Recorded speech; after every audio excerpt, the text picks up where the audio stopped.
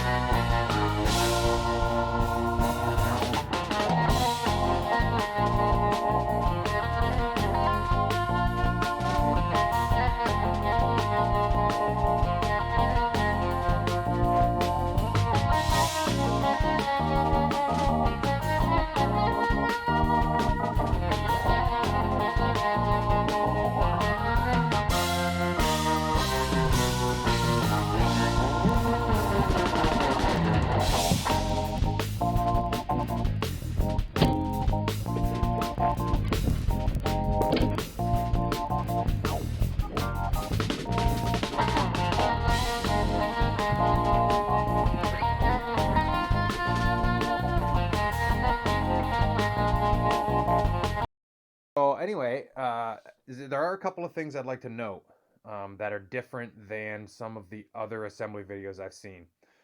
So if you guys order one of these, this is a 2021. The older models, first of all, the older models came with chrome rims rather than black. I like the black rims better, but some of the older videos may show chrome rims. The big thing I noticed was I didn't have to lower my shocks.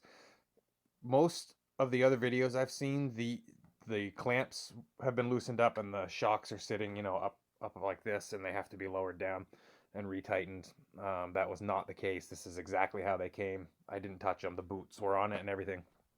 So it's kind of a moot point for me because I'm going to be pulling them off and changing the fluid out for some 15 weight, and then checking the sag and adding some spacers. So, but for those of you that are assembling it just to get on and go, that should be all set for you. The rear shock's not going to come attached. I think that's pretty standard. It's been the case for all of these bikes, so that the rear end sits down lower.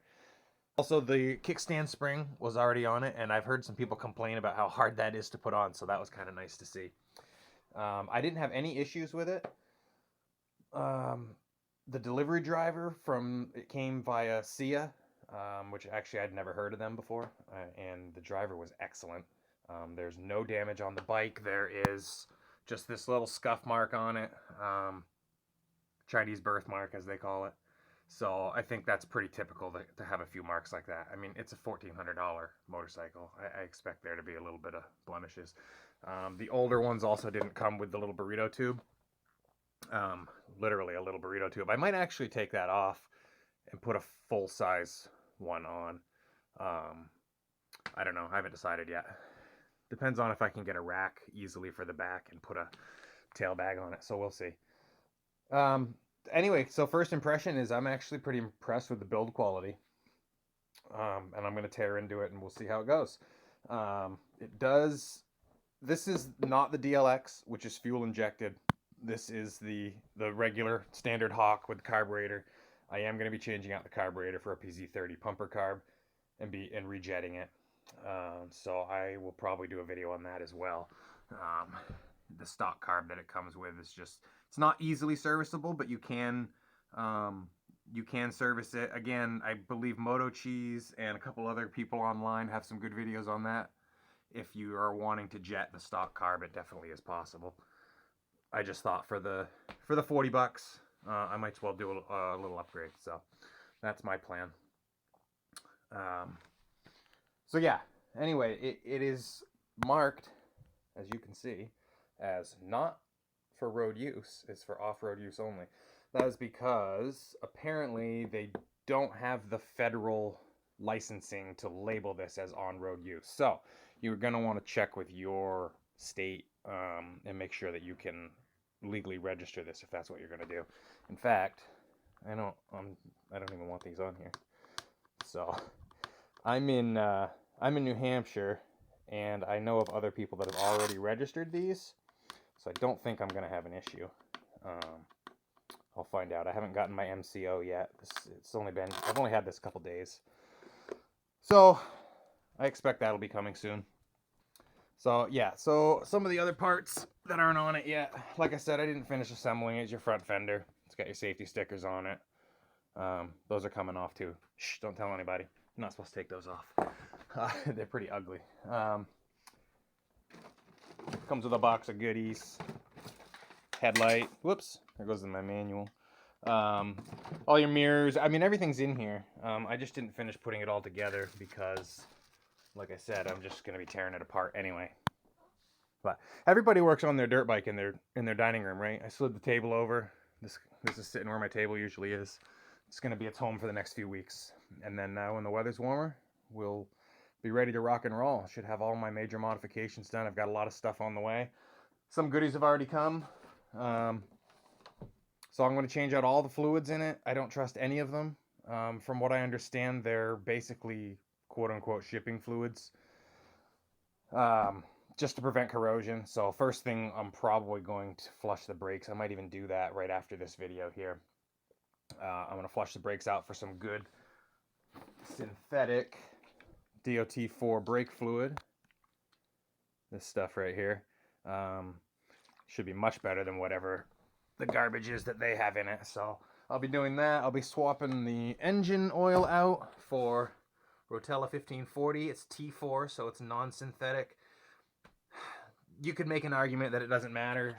Some people say that using conventional dyno oil is the way to go during break-in because otherwise it takes longer to break the engine in. But you're probably splitting hairs. I'm going to use the T4 until it's gone, and then I might switch over to the T6. So that's where I'm at with that. And then I've got grease, and I've got the Loctite. That's real important. I'm going to go through this and check all the important nuts and bolts and Loctite it. The other thing that I picked up was a set of these JIS screwdrivers. Japanese industry standard, I think that stands for. You can see the whole package is in Japanese. I had this on eBay. I think it was, I'm sorry, not eBay, Amazon. I don't know, $15, $16. I'll put a link down below for these too, because from what I understand, if you try to use a regular screwdriver on this stuff and it's tight, you're going to strip it out. It's just enough different that it becomes an issue. So it's worth the $16. Plus I like tools. So I guess that's it. I won't bore you guys with too much more. I just kind of wanted to do a quick walk around and kind of explain where I was at with it. And let you know that there's going to be some videos to come. And I'm hoping to touch on some stuff that other people haven't. Like swapping out the head gasket. You know, maybe I'll do a video flushing the brake fluid. So you guys can see that happening. You know, it's just some different stuff. I'm going to swap handlebars. I've got some of those coming. I ordered those through AliExpress, so they're actually coming from China, so I don't know when those will show up. I'm also on the hunt for a digital speedo cluster because I want one with a tachometer, and I'd like the digital setup rather than the mechanical speedo. So far, I haven't had a lot of luck. You can get one here stateside for like $250 from the dealerships that sell these bikes. But I don't want to spend $250 on a $1,400 motorcycle. So I'm researching that also. So we'll see how that goes. And I'll make sure and do a video on that. So I guess that's it, guys. So I'll see you guys next time. Thanks for tuning in.